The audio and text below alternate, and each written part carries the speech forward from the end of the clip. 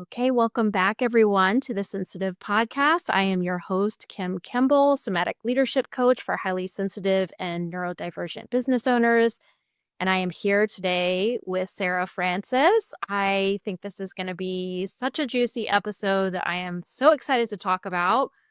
We're going to be talking about flow and structure and productivity and creativity and how we can really, I'm going to use the word, become channels for that in our business. I feel like that, correct me if I'm wrong, but it feels like an aligned word for what you do. Oh yeah. And so I would love to allow Sarah to introduce herself a little bit first before we dive in. Yeah. Thanks, Kim. This is so awesome. My name is Sarah, as you mentioned, and I'm a peak performance coach and a flow state trainer. So this is something that I fell into almost accidentally, but really glad I did. I started out as a marketing consultant, mostly for intuitive founders and creatives and entrepreneurs.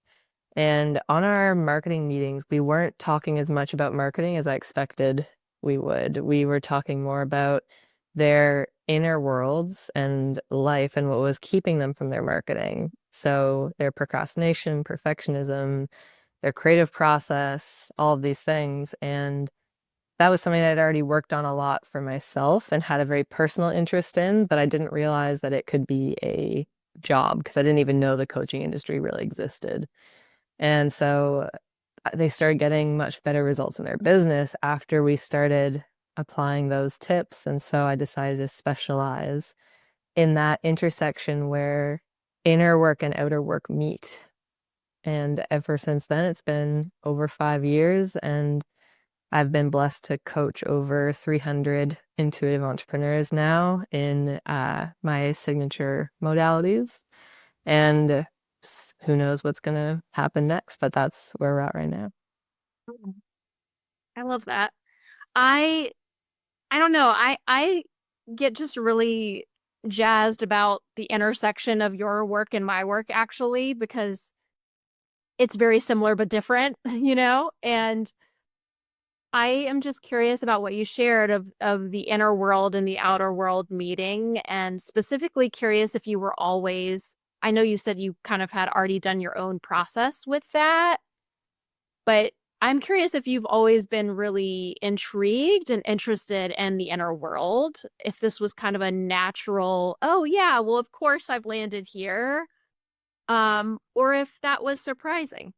Yeah, it was not surprising to me. I actually just got excited that I could apply it into my work because I more so thought it was going to be something I'd always have to hold separate. Like my interest in my inner world and in our inner worlds, I thought that wasn't the territory of business or that wasn't the territory of my professional life. And that was coming out of basically an adolescence where I was interested in my internal world a lot because of experiencing a lot of anxiety and mental health stuff that the therapists that I worked with at the time, from like school counselors and things like that, weren't giving me the kind of answers and support I really wanted. I don't know if it was just my who I was exposed to or what it might be, but they were more so coming from a place of saying like, oh, this is just something you'll have to deal with for the rest of your life. This is just how it is. And they weren't really giving me tools for how I can interact differently with my internal world and have a different relationship with anxiety and with my emotions. And looking back, that feels like pretty basic therapy territory from the kind of therapy I've had since. But at the time, it was at least a weird blessing in the way that it made me, in my adolescent authority questioning era, be like, well, can I find my own way of interacting with my inner world and see if I can trial and error my way into how I relate to my emotions and myself. So I got interested in spirituality, in emotional regulation, all of those things as a self-taught experience from pretty early on. And that was actually where my interest in flow state cultivation and in working in flow really came from. Was I started getting into high levels of schooling like university and post-grad college. And I found a lot of my anxieties transferred onto my work and onto my identity in work if I was doing enough, if I was good enough, and all of these things. And so it was a very natural progression for me to, okay, if my spirituality and my emotional kind of care can help me in my personal life, what can it do for me in my work life or in how I perceive my action out in the world? And so that was something that I kept very close to myself for a long time because I wasn't around enough people that were interested in it or seemed interested in it when I would bring it up. They were just kind of like, what is she talking about? And so for me, it was so satisfying to meet these people was working with and doing marketing consulting for. And when I said, oh, I actually have, a technique that helps me feel like I don't have to work from tension and urgency, I can work from a more relaxed concentration. Would you like to hear it? And they're like, oh my God, yes, give it to me, please. And I'm like, oh, that's so great because that was my first exposure really to people who kind of got that or were interested in that. So yeah, it was something that I was actually overjoyed that it became a part of my work. I didn't realize that people would be interested in it. I love that it sounds like your journey has been a couple of things that I'm hearing. One, that it was born out of your own need, and that it was so highly experiential. It wasn't something that someone else taught you. It was something that you, out of your own need, had to figure out, and you figured out a way that it really worked for you and it lit you up, and you've been able to gift that and pass that along to other people. And I often think that, learning things experientially and through our own experiences can be, in my experience, by far the most powerful. So, and I just love this because I don't know, I have a similar experience of me and my fascination with the inner world and I call myself like a very process-based coach. Mm. I'm not like a get to the outcome type of, yes, we can get to the outcome, but that's the least of my concern, right? I'm more concerned about the process. And the inner world has always been so fascinating to me. And of course, I've been in business 7 years now, and I feel like there have been different business coaches that I've worked with in the past. It's very easy to lose your voice when you're someone that does the inner work because they're like, yeah, you can help people with that, but don't package it that way. Don't talk about that.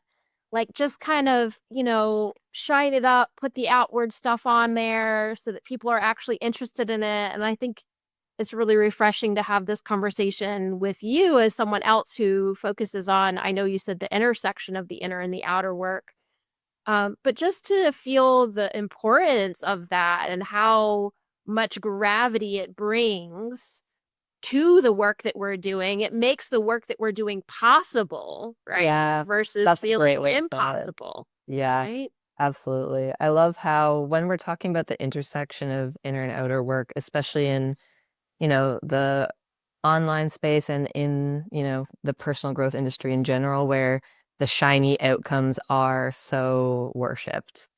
There's this sense of the reason I work with pretty intuitive entrepreneurs and creatives is they already come to me knowing that's the real stuff that they're most interested in. They're also interested in how their business or their creative process can be a reflection of that inner work made real or made physical, you could say, made tangible. But ultimately, the way that my clients and I often talk about it is it's so much more interesting to see who you become in the process of working on your goals or creating and building something than the actual physical outcomes.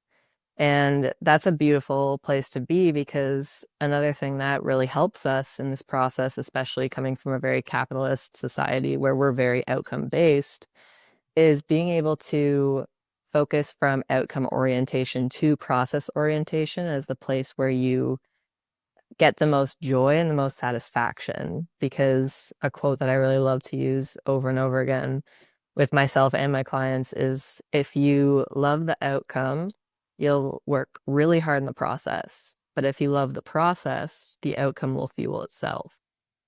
And so there's this beautiful honoring of the fact that our inner work made tangible through businesses or creations or writing your book or whatever it might be is an amazing way to actually give the inner work something to latch onto, which is why I love the intersection, because it's a way to not just let it be ambiguous and floating for me. It's something that it's like we can see the proof of the way your inner work is working through your creative process.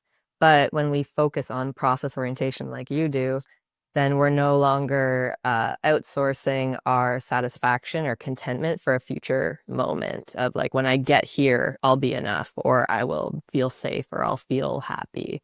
Instead, like being in the process of doing it and enjoying that is satisfying in itself. And then I feel like you've won at life. If you can enjoy the process and the outcome is the cherry on top, then that's the way I want to spend my time on earth. Hmm. Yeah.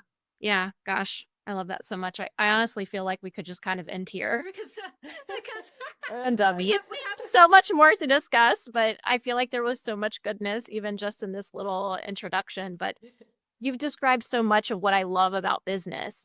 I consider business to be just an invitation, and I consider it to be a mirror. And much like any relationship, right? I consider business our us to be in relationship with our business, whether we know it or not. It's the same as with my partnership, right? It's a mirror to me of what's going on inside me, and it's the same with business. And I think what Sarah and I are talking about here is that invitation to allow it to be a mirror, to allow it to change you, to allow yourself to go deeper in the process that you kind of bypass and don't get to if you're just focusing on the shiny outcome, right? And so, yeah, it's what I love so much about this work. And yeah, I appreciate the fact that we're reminiscing about this here at the New News. Yes. But as you know, I have been a longtime follower and admirer of your work. And one of the things that hits me so much about your work is there's a ton of online business owners that I see. And I don't know that I could verbalize this at first, but I can very much verbalize it now. Now there's like this inner resistance that I feel of like, I don't want that person's life. I don't want the way they're living. Like they're online all the time. There's this pushing energy, there's this hustle energy. And with you, I'm drawn to you, to your content, to your work because of it's so evident in the way that you live, which I think is one of the highest compliments that you can give somebody.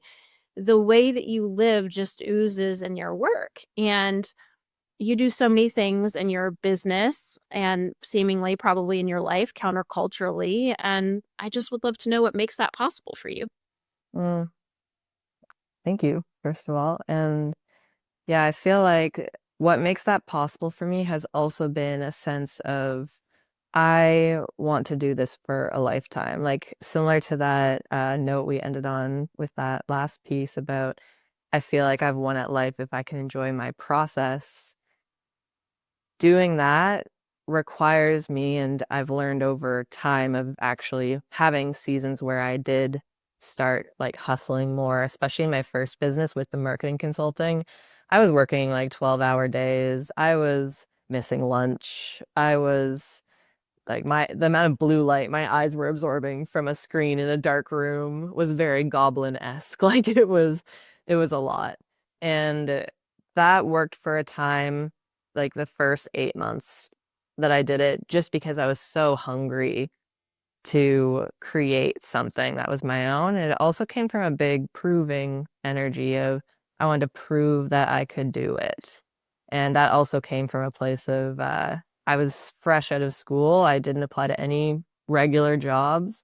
And I felt like I needed to prove myself to my friends, to myself, to my parents, like so many things. So we come into this kind of work oftentimes with whatever our own baggage is, whether it's like proving or hustling or avoidance and procrastination, like we all have different coping patterns of how do we help ourselves feel safe as we're trying to build something and work. So I have a lot of compassion for myself at that time, but also over time, learning and maturing in my business process and seeing, wow, if I could have succeeded at that, have built like a very profitable, sustainable business working like that, I would have been so unhappy.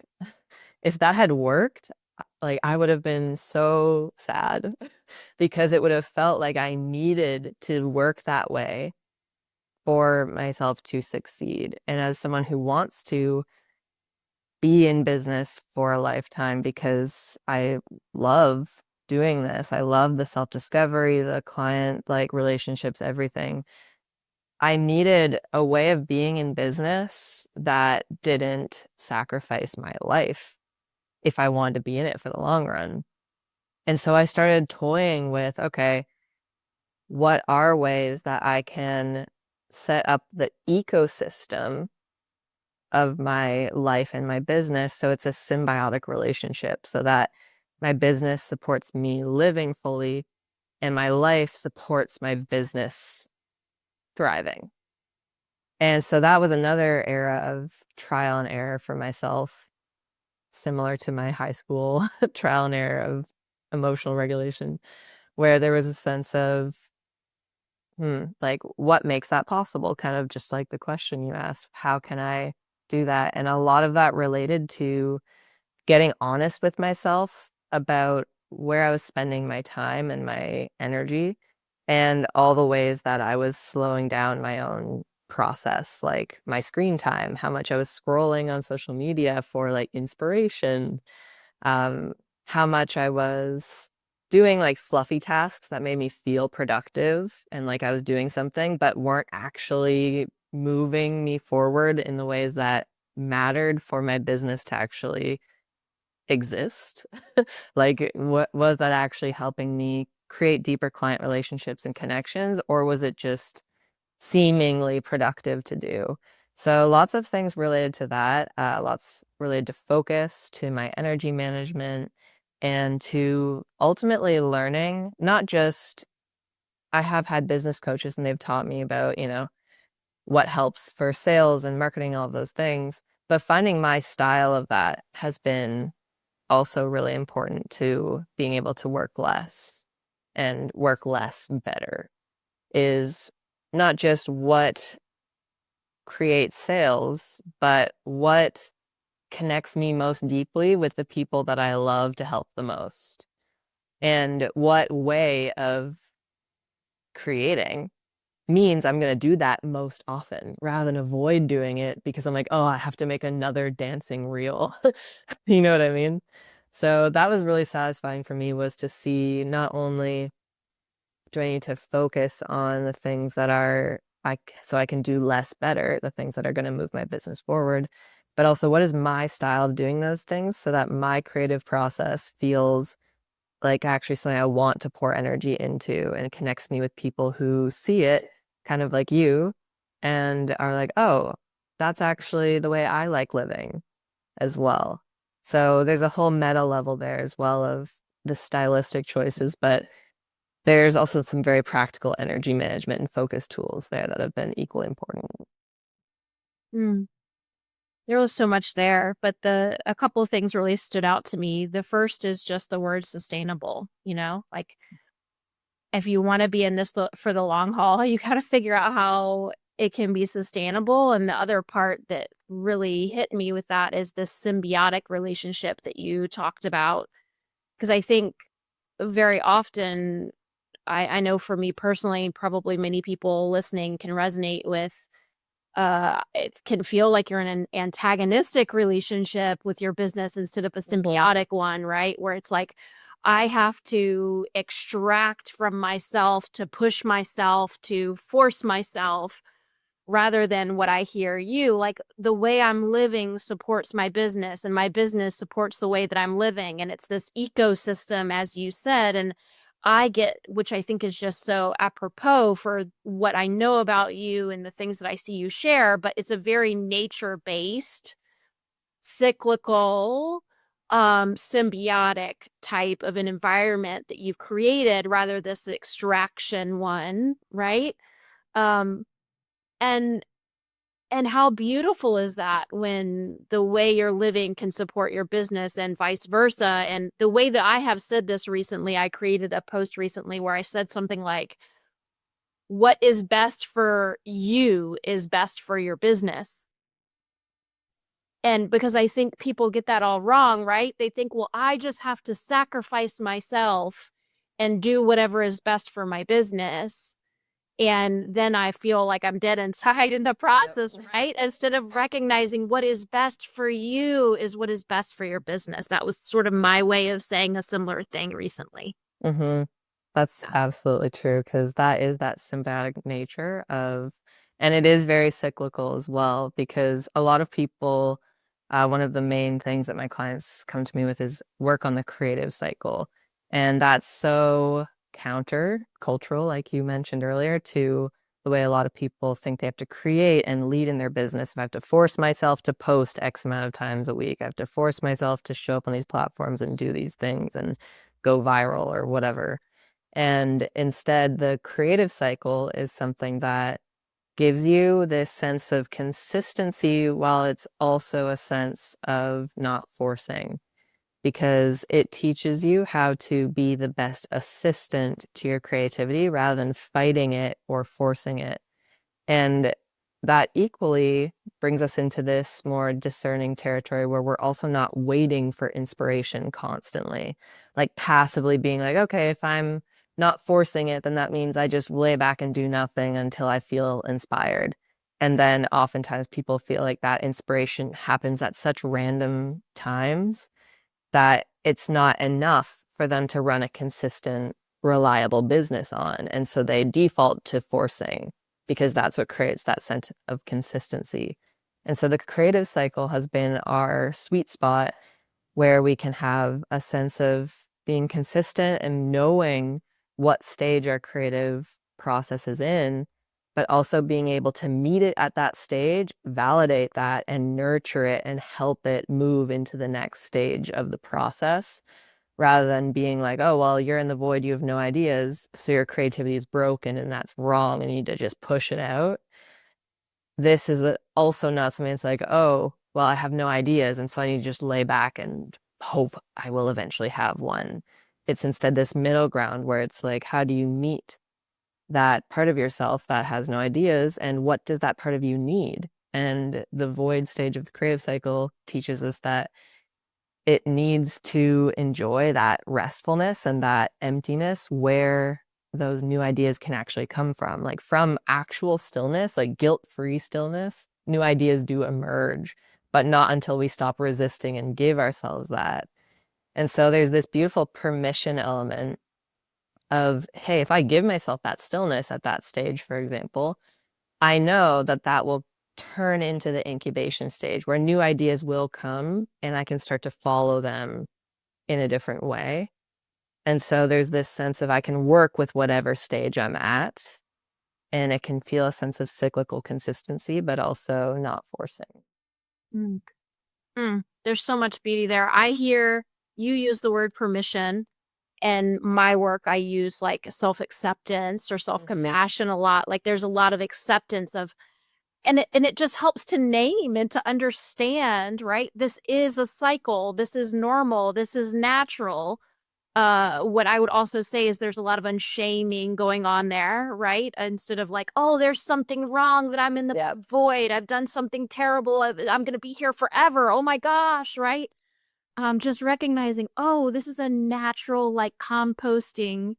Again, I'm getting the nature vibes, right? Of like, Mhm. okay, there's winter, then there is spring. We will come out of winter and come into spring, and that this is a normal part of a creative cycle that not just, and I don't know about you, but it can be feel so comforting to me to recognize like I am part of nature. I am not Mhm. separate from nature. So if nature has to have these creative cycles of winter, spring, summer, fall, who am I to be so like bold as to say, I don't need those. I can stay in eternal summer. Like I don't ever need a winter, right? What I hear you saying is an invitation to that self-acceptance, the permission, the unshaming, and just this permission to allow yourself to be in the cycle that you're in without all of that pressure, trusting that it will turn into something else. But oftentimes the awareness is what I also want to name, because when we don't have the awareness around it, I think that can produce more of the shame, that can produce more of the pressure. When there's this understanding of, oh, this cycle is going to go around and around forever, amen, however long I'm in my business, and that's okay, it's part of the process, then we can quit fighting it so much. Mm-hmm. Absolutely. You quit fighting it and you can start working with it. Like accepting and then meeting it is huge for me. This sense of, okay, what can I do for you right now then? Self, like creativity. If you're in the void, what do you need? And the beauty of the creative cycle is there's always, as a co-creator, there's always something you can do at the stage that it's in, even if that means doing nothing. It's still an active choice you can make with that knowledge that it is moving you in through the cycle. And so that's where that trust and safety really comes from for me too. Mm, beautiful.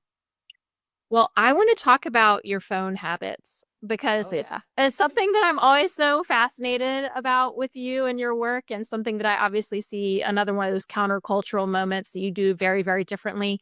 I know you have said you treat your phone like a landline, that you will literally go put it in a drawer away from you, turn it off so it's not a distraction.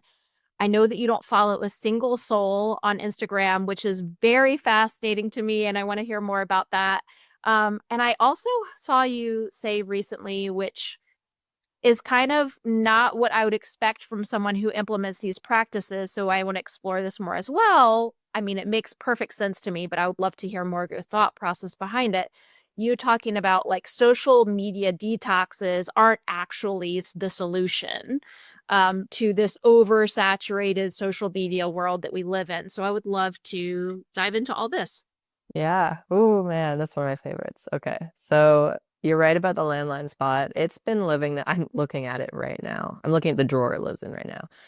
It's been living there for probably about 2 to 3 years now. And I'm at the point where it does live there pretty much all day. I don't keep it off most of the time. I keep it as if like a literal landline. I keep it on ringer for phone calls so that I can hear it if I'm somewhere in the house, unless I'm working, and then it goes on airplane mode.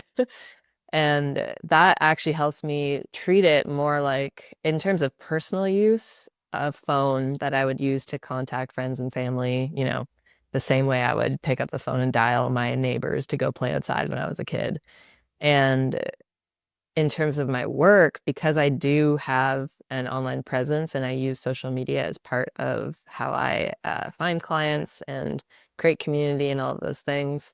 Um, what's interesting is it's created this way of working where I do most of my creative process for my online business offline, or at least off of my phone.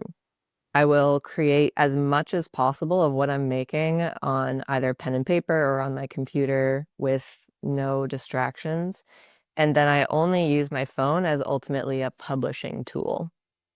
So I will, once a post is prepared or stories are prepared, I will pick up my phone. I'll stand at that spot, which sounds like, just a supplementary detail, but from people I've shared this with, that's actually a real kicker that really helps is I will stand at my landline spot and I will publish it and then I'll put it down and I'll walk away. And the standing piece actually really helps because it keeps me more accountable and in my body about how long I'm spending maybe editing or, publishing in general. And standing at my landline spot holds me accountable to, this is where it lives. I'm just visiting it to publish this right now. And then I'm putting it back and I'm getting back to my real focus. So that has come out of a need as well for me, where I did get into a point in my business probably around 2021 where, I mean, peak of, you know, all of that was going on then, it makes sense. I was spending a lot of screen time that I was not feeling it was helping my creativity. I felt pretty kind of numb and drained at points. And I was like, this isn't what I got into this for. I didn't sign up for this life. And so I tried the other things like the app timers and all of those things, but this has ultimately changed my brain chemistry the most is not having my phone within sight and within arm's reach at all times.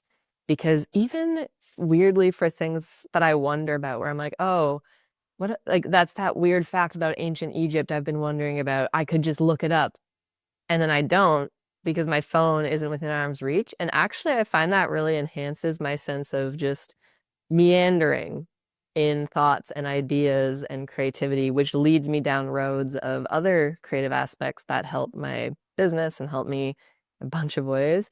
Things that I didn't really miss or know I missed until I didn't have my phone within arm's reach. And I was able to be bored and I was able to not have instant answers at my fingertips. And it allowed me to move down different creative rabbit holes in my brain and in my creativity and also, I love not knowing what people are up to. The reason I don't follow anyone on Instagram is even before I started my business, I didn't have a personal social media. And a lot of that was because I didn't feel the drive to share what I was doing online in my personal life. And I also loved meeting up with friends and being in university and school and whatever, and not having what everyone else was doing crowded in my brain. And that also I find really satisfying to be able to hang out with someone on the weekend and be like, oh, what'd you do this week? And not know. I love that. It's so nice to be able to hear it from them and not have everyone else's personal data in my brain at all times. So that's a boundary I've had with myself for a while that just comes from a lack of interest, mostly. Not a lack of interest in connection, but a lack of interest in overload in my brain. And so that trickled pretty naturally into my business. With that said, I do still interact and connect with people on social media. I just do it on my own time, where instead of the feed prompting me to interact with someone, I'll be like, oh, how's Kim been doing? And I've done this with you. I'll like type her name into the search box and be like, oh, what's she been posting? And, how's her family life going and how are things going and see what you're sharing. And I just find that such a more organic and like just pleasant way to connect. And it really helps open up my creativity and my time, like the amount of time I've reclaimed. A lot of the people I work with, which I also get them to do this as part of our work together, at least test it out, is they're like, oh my God, I have so much time in the day. Even when they're busy, even when they have a lot of family responsibilities or like other things going on, they're like, all of these like moments where I'm waiting in line or I'm doing these other things and I would just scroll to pass the time. And now I'm just bored and I'm like, excellent. That's great. So yeah, that's really helped me and also helped my clients now. I teach them similar things because it takes back a lot of our time. I hear so much self-honoring, of just understanding how you work, how your brain functions, that, from a much younger age of like, oh, if I knew all of this information, it would be overwhelming for me. And I loved what you said there of it's not a disinterest in connection, it's a disinterest in the overwhelm that it would Mhm. produce. And recognizing, but I think that's the thing is that that's the false trap that social media gives us is it's a faux connection, it's a sense of connection, but really you've recognized this isn't giving me the actual connection that I want. It's giving me overwhelm. And so I'm going to shut that down in favor of giving myself the actual connection that I want, which is just so wise to recognize this is a shiny object. This is promising this thing, but it's not actually giving me this thing. So, and then I hear you honoring that knowing about yourself, and maybe this does, or I would love to hear if this resonates with you, but I just get a sense that you have really strong internal boundaries, not from like this rigid, place, but just from this, like I said, self-honoring place, like that you have a, and maybe this doesn't feel true, but from the outside, it seems like you have an easeful time of enforcing strong internal boundaries. Yeah. The only reason I have an e more easeful time of it now is because I've practiced so imperfectly in the sense that even with the landline spot, I've over the years had seasons or even just times in my body's cycle that month or whatever that I'm more susceptible to wanting the shiny object. And I'll be like, and I'll go over there and I'll scroll a bunch. And then I'll be like, oh, that felt awful. Like I'll just have that body reinforcement after be like, hey, remember why we don't do this? Because this feels like so not great. And so I love to say that to my clients too. I'll be like, scroll if you want, like just put it back in the landline spot again after that and let your body show you why it's worth it. Instead of it being a boundary that you set with yourself, of like, I have to be perfectly never scrolling ever again, like rigid with it. Scroll away as long as you keep practicing putting it away and let your body show you like what's worth it because it's easier to enforce the boundaries when it comes from a body sense of wow, like I feel so much better now when I don't do this. And when I do this, if I'm feel like a little bit chaotic and I want to just go over and see what's going on and see if it maybe it is worth it to scroll today. And then I get into it, I'm like, no, yeah, it's still not worth it. So I can test that as many times as I want, and that's okay. And if my body keeps reinforcing that it's not worth it, then the boundary becomes easier and easier to set. Mm. I love that so much. Well, let's talk about being relational in your business. I know this is something that you do so well, and as you already alluded to earlier, I know it's that we've had that kind of relationship, and it feels so good to me on the receiving end. And I know you have a multi six-figure business, and yet you have what many would consider to be a quote unquote small audience or low engagement, whatever that means. Um, and I see you flip many traditional business, models and advice and marketing on its head. Can you share with me how you are relational in your business and perhaps give us maybe some tangible examples of what that looks like for you so that other people maybe can experiment with it as well? Yeah, I'm down for tangible examples. When I say I'm relational in my business and I talk a lot about relationship-based business, this actually does tie in really well to the landline spot and the screen time thing is because when I don't have social media as a, you know, in my hand average part of my day, it's made me look a lot more objectively at what is the actual functionality available to me, not just how do people use it or how does my like lizard brain want to use it, but what is the functionality available if I relate to it differently. And that has brought me to a place where, luckily for my very, sensitive, intuitive, nature-based self, I don't rely on the algorithms and I don't need the algorithms to create income, to create connections, like all of those things. And if my post on Instagram gets like 4 likes, that actually has no impact versus if it got like 50 likes or 100 likes or whatever, based off of how my business actually works.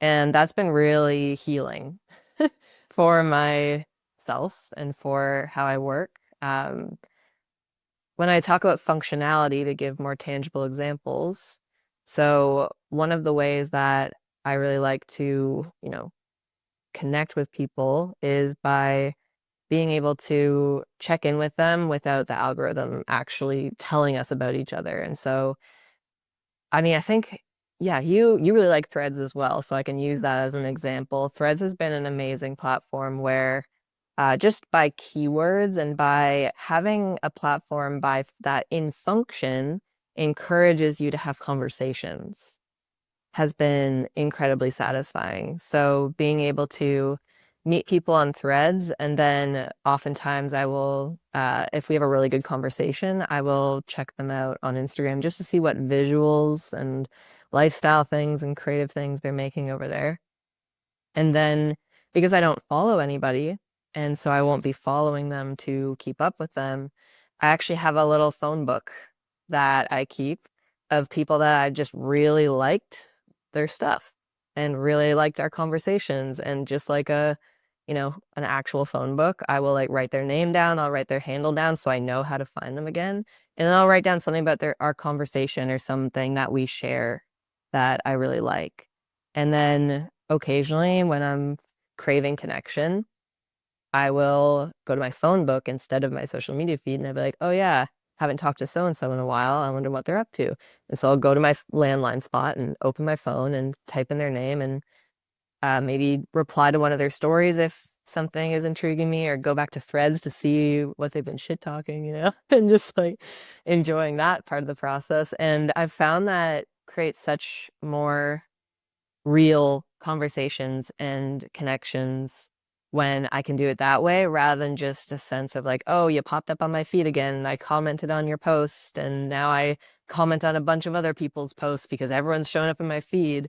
Instead, there's a sense of I literally picked you out because I wanted to see how you're doing today, and here we are together having a conversation. And it just feels more like an actual connection. And so that's where social media can be like a tool. There's this sense of that pseudo connection we talked about, but I've found how we relate to it and how we use it, especially if it's not as intended, like not intended use. Meta would not be happy with me if they knew I was just had a phone book of people I was like looking up on their platform manually and not keeping up with them all the time. But I've found it really does change the dynamic and what I even ask them about. Like I'll say, "Oh, hey, a few months ago you were up to this. Like, how was that going?" And they're like, "Oh my God, I can't believe you remember that." And it's like, yeah, because I haven't been just absorbing everyone's information every day of my life this whole year. I remember things because I've written some down. Um, and so I find that's just one tangible example of these are real relationships that whether they see me on the algorithm or I see them or not, we're gonna keep up with each other. And they might go back and like a bunch of my posts and be like, oh, I really like this share that you had.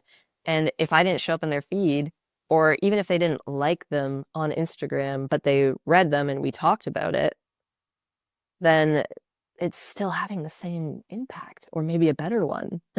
If someone is catching up with you and sees your portfolio of what you've been up to and you guys talk about it, I would way rather have one of those conversations than have hundreds of likes from people who looked at it for 2 seconds and then carried on and like looked at a bunch of other ones and didn't really take anything in, you know?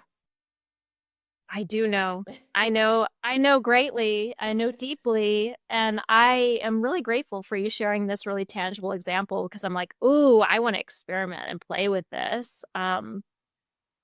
Yeah, just as a way of I almost think of it as like cleaning a slate, of not having so much clutter in your mind. And the other thing that came up for me with what you were sharing is it happens a lot to me that I'll think about someone, and I do this a lot myself as well. Of like, I think about someone, I reach out, and inevitably they're like, "Oh my gosh, this is such a like divine thing that you're reaching out to me right now because X, Y, and Z is happening, and I really needed to talk to somebody, or I needed that support, or I needed to know somebody was thinking about me." And I feel that when you do it in that natural, organic way that you're describing, it sort of allows you to be moved in sync and in tune in a way that's honestly not explicable, rather than, oh, this person showed up in my feed and therefore I have to connect with them, right? I think it can, I guess what I'm saying is I think it connects us with something deeper that maybe we can't even name or put a name on when we Yeah. allow it to actually be organic like that. Yeah. And then your phone can actually become a tool to channel like that ability, which might be more suffocated if you were using your phone in just the classic like overload, overstimulating way. Yeah. So that's huge. And I found a lot of people I connect with do use social media differently. One of the ways I like to describe it is only consume what you can digest. And so my favorite thing is when I connect with people and they're like, "Oh yeah, I haven't been seeing you because I haven't really been on my phone, but I will, look at your stuff when I happen to be on it." And I really respect that. Like people who aren't on it all the time, but I might pop up in their feed or they might reach out to me from a similar vein of like, "Oh, I haven't seen you in a while. Like what's been going on?" And it feels then like, algorithm can't keep us apart. We are having an actual relationship, an actual friendship now, and that is really special to me. I love that so much. Well, I would love to talk and kind of staying in the tangible examples vein, give some tangible examples of your creative process, because obviously I know that's a big part of your work. And it's also something that I just see of you that's fascinating to me. I know there's like recently there's been like lots of staff spinning going on that I see you do that I think helps with your creative process. But would you share a bit of what your creative process looks like for you, start to finish? Like I said, maybe using a tangible example of something in your business. Yeah. And also, does AI play into this at all? I think this can be an important and relevant part of the conversation at this point in time. Nice. Yes, staff spinning absolutely has been a part of my life now for just over a year now. Yeah. And it's something I do almost every day. And it's something that in FSB, which is my main mentorship program, we call a smooth transition tool. And so staff spinning for me as a smooth transition tool means that I use it to segue between work and life modes. And I also use it to digest on work breaks.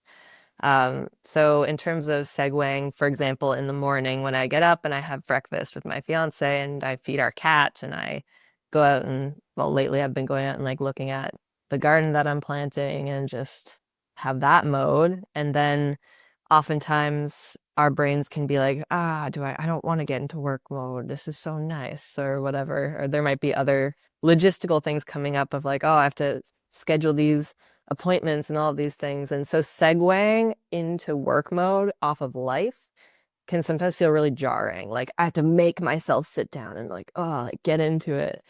And so staff spinning or any smooth transition tool, and I can describe what that is if people want to try it for themselves, is a way for me to say, okay, I'm not going to go into work mode. I'm going to go staff spin in my office. And my brain's like, okay, I'll go staff spin. And so it's this essentially anything that unlocks a sense of relaxed concentration with a non-directional creative outlet.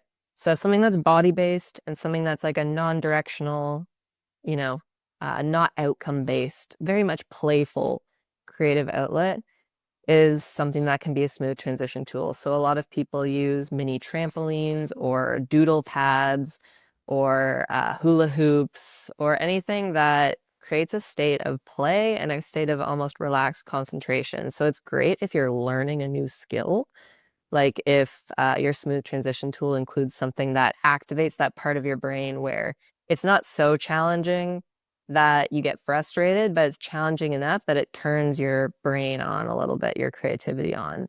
And so the best smooth transition tools I've seen aren't ones that, have no cognitive element, like maybe you're kind of dancing but you're not trying to do anything in particular, that might keep you in a relaxed state, but not relaxed concentration.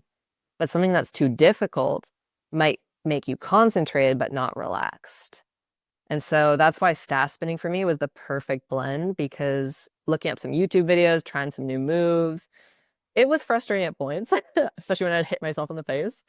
But it did activate a sense of relaxed concentration. And as I learned more tricks and things with it, it's really good at putting me in that state of flow ultimately. And that means when I transition into work mode, I'm already in a state of creative, relaxed concentration, but with something I really enjoy and that's very playful. So that's what it helps me segue from life into work. Equally, after I'm done my work day and I need to turn off because my fiance's come home from work and like it's time to sign off. It's time to just like end it, right? And oftentimes there's that urge of like just one more thing. Like I'll just keep doing just one more thing if I can squeeze one more thing in. Or people have a hard time turning off because their brain's already going and they're like have a hard time relaxing after work. The smooth transition tool, again, puts you into that limbo state of relaxed concentration. So you're not trying to hard stop, turn off, but you're also segueing into a more playful, body-based, like relaxing sense of uh, creation or effort.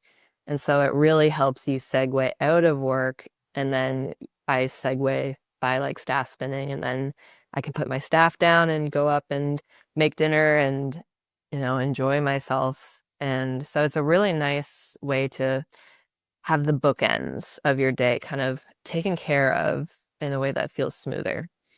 So that's definitely a big part of my creation process. And I think you mentioned tangible examples Yeah, or like the yeah, full thing. yeah, if you would like. Okay, cool. So let's see. I think I can use the creative cycle actually as a really good example for this as a framework for us and for anyone listening, because something about the creative cycle as well is that it applies to a micro or macro lens in your business. So anytime I make an Instagram story, I feel myself go through the whole creative cycle, even if it takes maybe like 3 minutes, versus a business idea that creates a whole new offering could also be a creative cycle on a macro level. And I like to explain that as a nature-based person in the forest. So there's like the large oak trees that are growing really slowly, and then there's the little weeds that are like popping up or the little flowers popping up. And there's different layers like of your creative cycle. You'll do micro actions, which are like the little flowers popping up on the forest floor. And then there will also be things in your business that are growing deep roots and growing like as large trees that have maybe a slower growth process. So if we want to look at my creative cycle start to finish, we could even just take sharing an Instagram story as an example. Because my phone's away in my landline position, every Instagram story I make is ultimately very intentional. I'm not just like whipping my phone out of my pocket to record something that's happening. Um, Honestly, a great example of that, even last week, was I was going out to the park to do some staff spinning. And I brought my phone with me because I knew that after staff spinning, I get really good ideas and I'd want to write them down on my notebook and then transition them to an Instagram story. And so that's another thing of like with my notebook being carried with me that allows me to make my landline position kind of, uh, how would you say it? Mobile, portable, because even if my phone's with me when I'm out of the house, I'll keep it in my backpack. I'll keep a notebook on me so I can write down ideas in the notebook. So I do take it on the road with me. It's not just for when I'm at home. But last week I went out to the park. I was doing some staff spinning in the park in the morning. And as I was doing that, that's a smooth transition tool for me to start kind of reflecting on, what's happening in my business right now. What are my goals for the upcoming week or the month? And it made me realize that there was something I hadn't talked about recently on my Instagram platform, which related a lot back to the sense of actually the process orientation we talked about earlier. I hadn't talked about that in a while. And this is taking on a whole new meaning for me lately because of some changes happening in my business.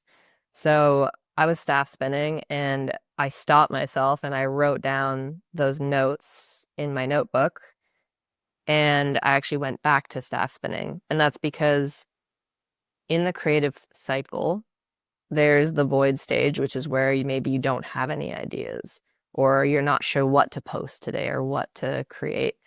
And that could be like a micro void stage. And so with my staff spinning, a smooth transition tool, that takes me from the void stage into the incubation stage, which is stage 2. And that's the stage where you have an idea pop up, but it doesn't pop up fully formed. Like that idea of, oh, I want to talk about being excited about the process didn't pop up as, and here's what it would look like on my Instagram story, and here's the strategic way to talk about it, and like this perfectly edited thing. No, it popped up as a sense of, oh, I want to talk about this so bad, and this has a whole new meaning for me recently. And so, what do I do with that? I write it down in its raw form because trying to force it into like a perfect strategic thing right away is also where a lot of people get choked up and don't end up posting it at all or don't end up sharing at all. And so in the incubation stage, there's this sense of there's an idea there, but it's just landed. It's just landed. It's kind of unformed. It's more emotionally based often than it is cognitively based. And so that's where doing something body based, like staff spinning or trampolining or hula hooping or lying on the floor with your cat or whatever, is a great idea because it allows you to have time to actually get to know the idea. And the way I like to talk about it with my clients is it's like your body is like filling up on that idea and getting to know it experientially. And then your mind can be the interpreter. So once you fill up on the idea enough, then your mind can come and be like, oh, I see what you're feeling and what you're saying. We could talk about it like this. And that's where the download stage actually comes in, which is stage 3 of the creative cycle. And so that's where often people find they're writing something out of the shower, like, oh my God, I have to get this down, or they're brushing their teeth and they're like, that's an amazing idea. Or just at very inconvenient moments, maybe you're falling asleep and you're like, oh my God, where's my phone? I need to write this down. And that's often because you let an idea consciously or unconsciously incubate in your body for long enough that the mind has come in and be like, oh, hey, that's how we can talk about this, or this is how we can frame that. And so there's that just overflow, that download of, oh my God, everything makes sense. I'm writing out pages in my notebook, all of these things. And that can be somewhat raw as well, approaching that stage, the download stage, from a place of perfectionism or like, oh, but is it logical and is it strategic and will it make sense, can also stopper the creative process as well. So in this example, I wrote down my notebook, which is the incubation stage. I kept staff spinning, and then 5 minutes later, I felt like I'd like filled up on that idea just by thinking about it, staff spinning about it, and I wrote out like 3 pages in my notebook suddenly of like all the things I wanted to talk about it. And so that was the download stage of it had filled up into my body to the point that my mind could cue in as the interpreter. So then the final stage, which is a lot of people's bane of their existence, if they're very artistic, creative, intuitive folks, is the refining stage. And that's where it's like, okay, editing it. Do you want to make it strategic? How does that apply into Instagram? Or how does that apply into a business context, or whatever rules or frameworks you want to apply to that creation? And so the refining stage, I find actually really satisfying at this point because it's this moment where you're faced with the fact that this idea is like so much bigger than what can ever be put in an Instagram caption, or so much bigger than what can ever be shared on a single story. And that's okay. And so the beauty of the refining stage is being able to accept that what you share on that story slide or on that post isn't the gift itself. It's the packaging that the gift is delivered in. Meaning, when I share like 2 lines on my story or even like a whole post on maybe process orientation, I'm not expecting that to contain every essence and every angle of that feeling of that idea. But I know that those words are like portals or channels where people can actually accept the gift as like the packaging and open it up and just consider it in their own life and consider it through their own feelings. And so it's like a transportation vehicle where it gets people to reflect on it in their own life, and then the feeling can be transmitted, even if the physical words themselves aren't like perfectly ultimately describing it or describing every angle of it. The feeling is transmitted, and the packaging is what makes that feeling transmission able to happen.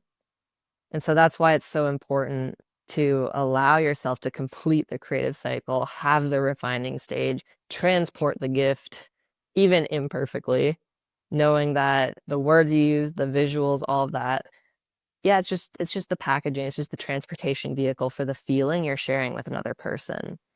And over time, you get better at the packaging. Like you might have better ways of like, oh, this will make someone even more intrigued to open this gift, or oh, this is an even better transportation vehicle, but it's never the gift itself.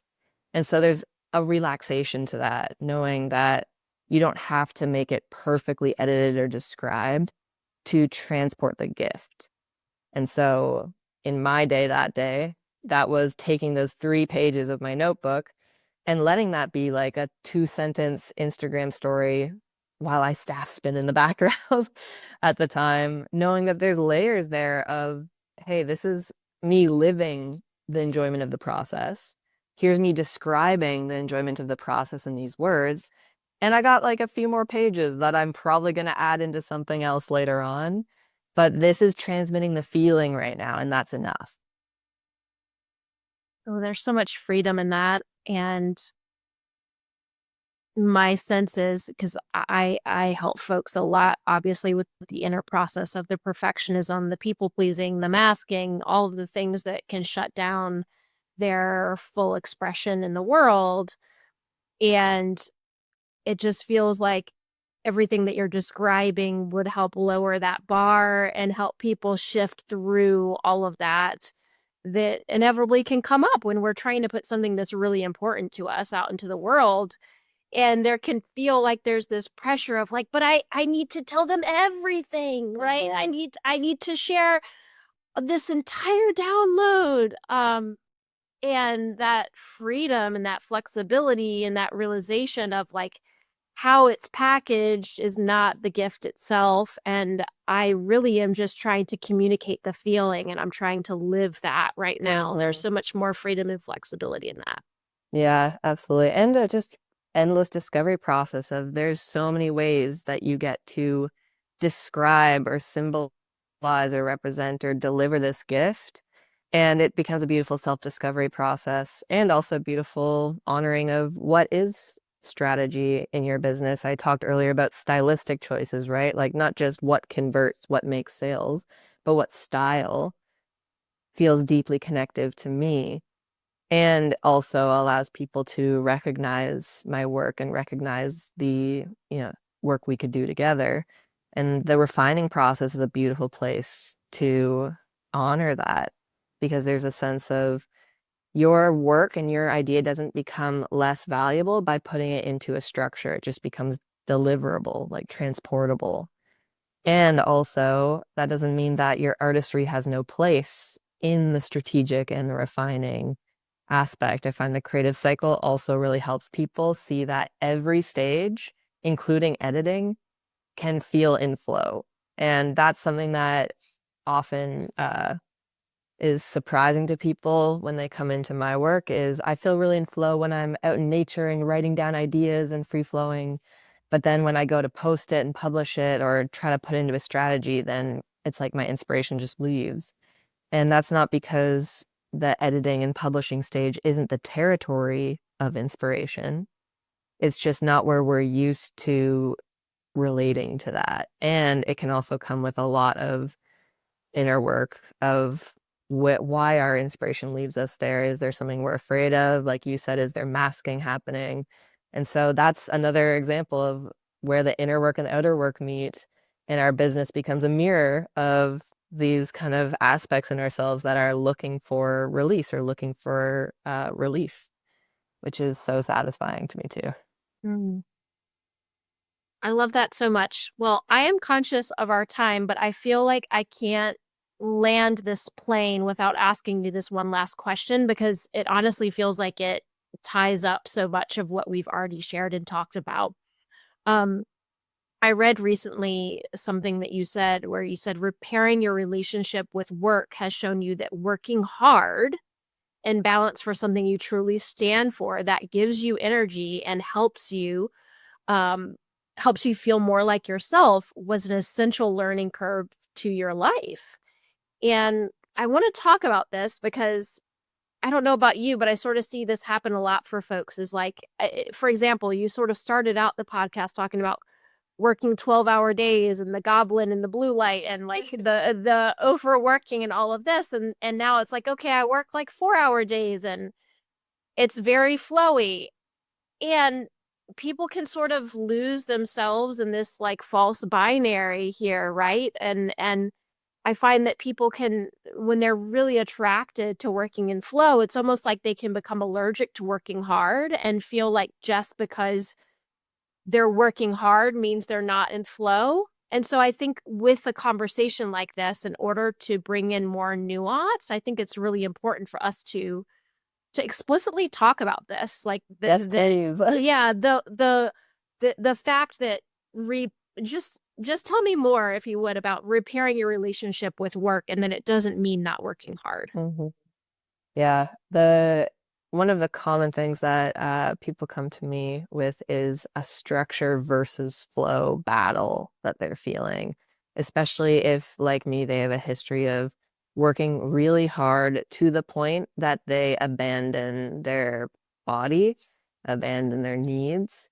And so they start to see what they perceive as flow-based working or what a lot of the industry might romanticize as like barely working as the alternative or the solution of like, oh, like I've been doing it wrong this whole time. And this way I can like take care of my body and I'm reclaiming that. And nuance is a great word to bring up because in my work, flow doesn't mean that there's no structure and it doesn't mean that you're not putting in a lot of effort. And that's an interesting thing to try to really like land for people when there is such a binary online or in these spaces and the internet kind of thrives off of a lack of nuance. And so I like to frame it as it's not structure versus flow, at least in the kind of training that I give. It's finding structure that supports flow. And so removing the binary and making them like teammates, similar to the ecosystem aspect of it's a symbiotic relationship with the people that I work with who highly value their, presence, nature time, intuition, all of that. I do like to frame it as um, your flow can be supported by structure so that it feels like your body and your presence are number one, top priority, and then structure supports that. Just so that we don't get into the zone again where we're worshiping structure and abandoning body needs. But another way to also think about this that goes along with, I think, that post you saw was action as self-care. And what does that look like? Because there is a point where all of these ideas of self-care, so like avoid it for a week, self-care, so like stop working. There is a point where that is self-abandonment. Just as much as hustling so hard that you're goblining at like 11 p.m. in your living room, like I was self-abandonment.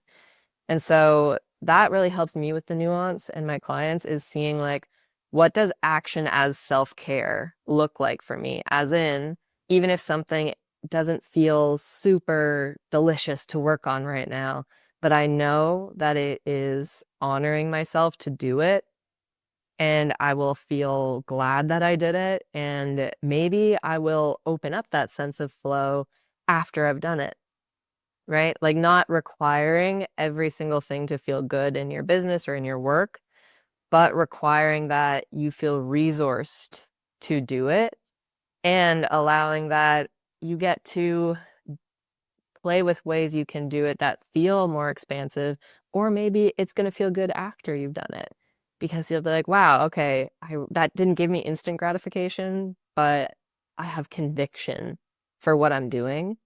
And that gave me a sense of satisfaction and safety that I can rely on. So action as self-care has been a really satisfying way to uh, let go of that binary, as well as like structure that supports flow. So what ways, and those pair together, right? Like what ways of structure can be self-care for you? versus if you're so scattered and like flowy that nothing ever gets done, you're probably not going to actually feel that good. You're probably going to feel pretty overwhelmed and scattered and confused. There's this through line for me that real flow comes from a combination of inspiration and structure because it's something that you almost steward in your business. And knowing that your feelings and your flow aren't the same thing too. Like your flow doesn't depend on your feelings. Flow doesn't mean you feel good all the time. It means that you feel safe to feel it all. And it means that you feel like you can set up things in your workday that create a sense of rhythm and cyclical satisfaction, no matter what you're feeling that day, even if you're down, even if you're feeling lower energy, you can steward that. You can take care of yourself in that. So that to me is that action as self-care element. I love that so much. And just keeping with the nature-based theme, I kind of think of it as like a river, the flow has to have banks Yeah. to it, right? Like there has to be something that contains it. There needs a bit of containment to it. We see that in nature, of course, and in that example. And I think it was such an important point to bring up that what the internet would like for us to think about as self-care can also be self-abandonment. We can think of the hustle as abandoning our bodies, but there is an element of self-abandonment if really you need some action and you're like, I'm gonna have a spa day. Like there are times when that is actually avoidance, right? Yeah. That it is self-abandonment. Um, and so I just so appreciate you bringing some of the nuance here to this conversation. I think it's so important for us to talk about. Well, I would love to hear how people can connect with you and learn more about you and your work before we transition to a couple of rapid fire questions. Yeah, for sure. So Instagram is my mostly where I hang out, and that's at Sarah Rose Frank. And I think I'll probably put it in the show notes, Yeah. but it's Frank is Franc, and my name does not have an H on it. So that's that spelling. And then I actually have been hanging out on LinkedIn recently because it's becoming more fun, which I wasn't expecting. So I'm over there at Sarah Francis as well. And in terms of connecting with my work, we've talked a lot about the creative cycle in this episode. And so maybe we can link that below as well. I have a free creative cycle offering that I give out for people, as well as it's included in a training class called Working Without Rushing. That's a free training class I give out. So we'll pop one or two of those links in, I think, for people to be able to get into these practices. We've talked a bit about tangible practices, but being able to give some free resources that have something you can sink your teeth into and start actually applying in your day to day makes me really happy. So I think we can pop those down. Would love that. Happy to. All right. Well, is there anything that you'd like to say in closing that feels like it needs another moment to wrap up from our podcast today? Mm. Just that this is a great example of enjoying the process.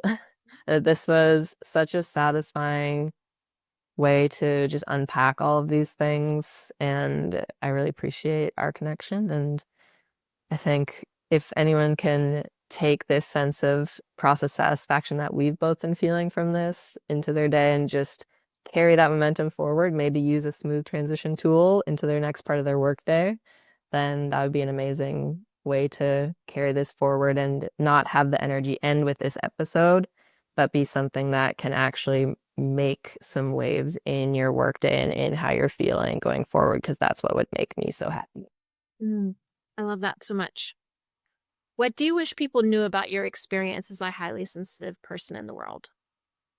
That when I'm crying, it can come from any emotion. That doesn't mean I'm sad necessarily. I can cry about any emotion possible. Love that. What's the last thing that truly inspired you? Mm. There was a bird on my balcony this morning that was singing a song that was just like, just hit just right. So that's what came up in my.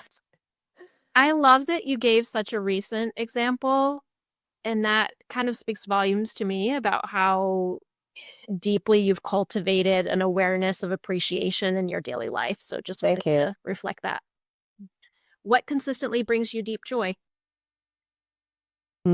Have my feet in the dirt or like running along a fallen log, kind of just being a forest creature in general, or like putting my back against a tree and letting it just take any emotions that I'm having. Mm. Well, I can't thank you enough for your time and just sharing all of your experiential and body based and hard earned wisdom on this topic. It's been so fun for me to have this conversation, and I know it will benefit so many. So, thank you so much for sharing. Thanks, Kim.